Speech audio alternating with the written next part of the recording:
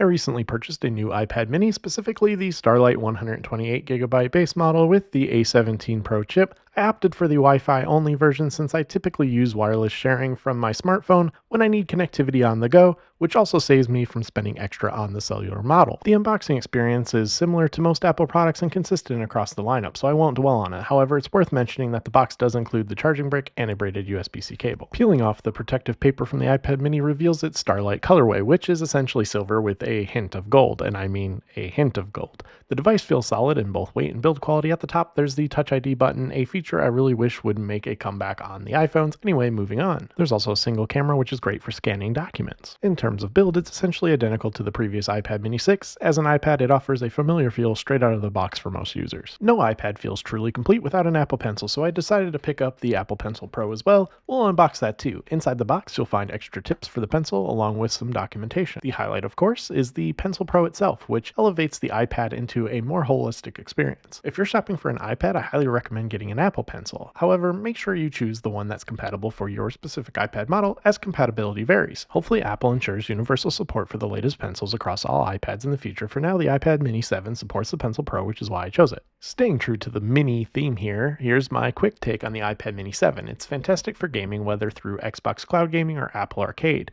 Its compact Kindle-like form factor makes it even better for reading compared to larger iPads, offering a more comfortable and enjoyable experience.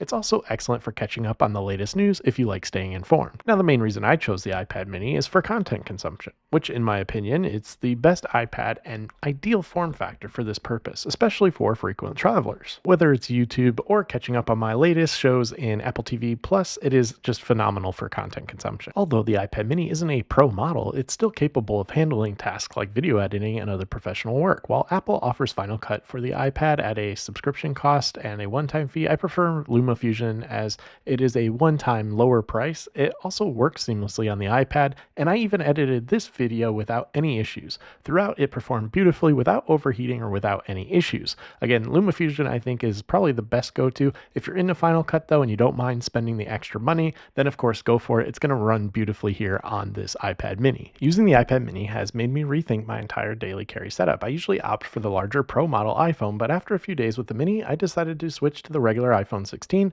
which I've been using since. Honestly, the regular 16 offers everything I need in an iPhone at a much lower price, while the iPad mini handles everything else that benefits from a larger display. With this combination, my everyday carry feels complete, and so are my thoughts on the iPad mini 7. What do you think about the iPad mini 7? Let's discuss in the comments down below, and as always, thank you for watching, take care, and stay safe.